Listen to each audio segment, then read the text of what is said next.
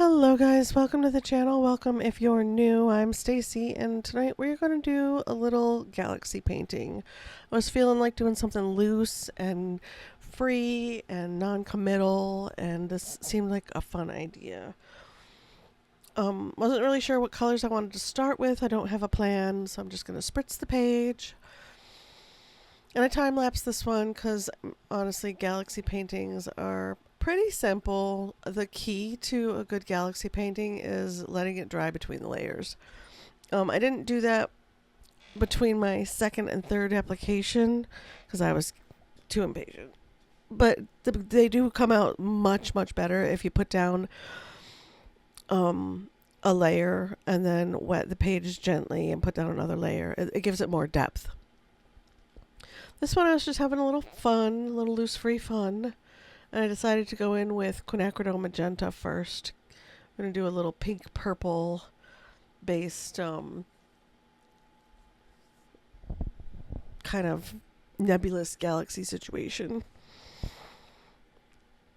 And I mixed together what colors did I use here?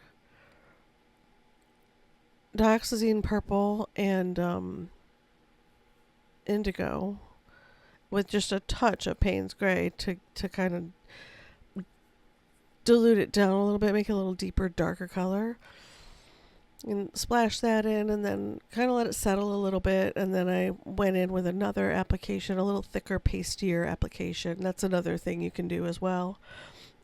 Do a wash and then do another wash and then do a thicker, pastier application over consecutive dry layers. I decided to go ahead and splatter while it was still wet because I'm using Qor Watercolors, by the way, and they do move around really, really well. I really enjoy my Qor Watercolors. Sorry if you can hear the heater in the background. I will try to edit that out. It is really chilly in this room tonight, so I can't turn it off. I'm just dropping in dark darks, trying to get some of that. Once again, that sense of depth. Murky, cloudy layers. I think it turned out pretty cool. I was listening to a book. I'm listening to the Murderbot series on Audible. I forgot the author's name. I could look it up. But yeah, I'm just going layer over layer here. Oh, popped right up. Martha Wells. It's a short series. The books are only like a little over 3 hours long each, and there's 4 of them. So technically, it would be one novel if she put them all together, but she released them as separate little novellas, I guess you could call them.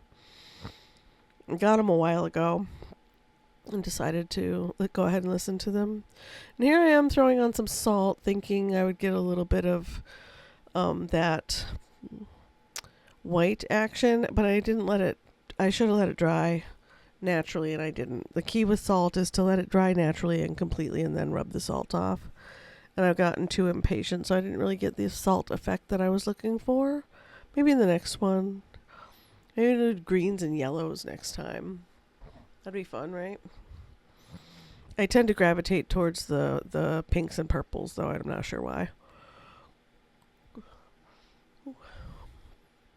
I am tapping away, looking for splatters and texture.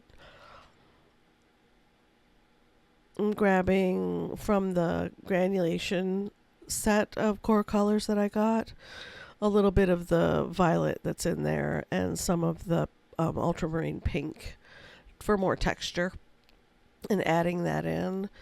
Once it dries down, it does add a lot of depth and dimension to the real piece. I really dig how this one turned out.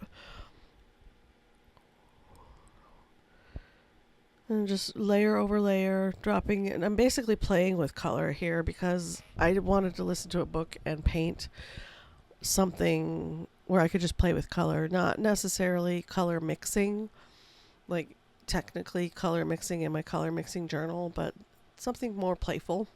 And this was really fun. I'm working on 300-pound Stonehenge cold press watercolor paper.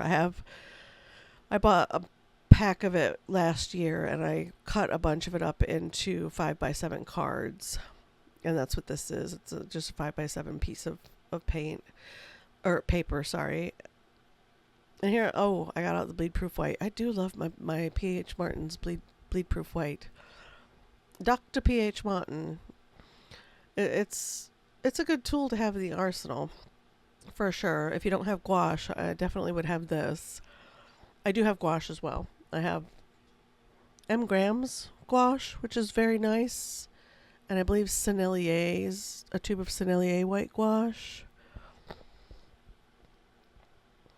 I have other gouache as well, but for the white specifically, those are the two brands that I have on hand right now. Both really nice. Yeah, I'm really digging. I made it a little murky and cloudier in a couple spots, kind of pushed the bleed proof white around to make it more, I don't know, swooshy and cloud-like. Soften some areas, and I decided to leave the other side less bright white.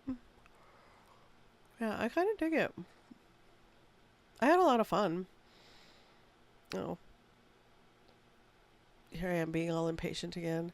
Decided to go ahead and hit it with the heat tool to see if I wanted to add more, like dry it thoroughly and flatten the paper again.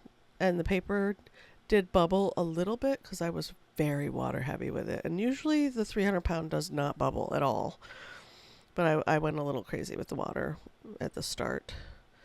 And very wet layers of paint. So I decided to go ahead and hit it with the heat tool. Dry it down. And you can see where it got lighter in a bunch of areas.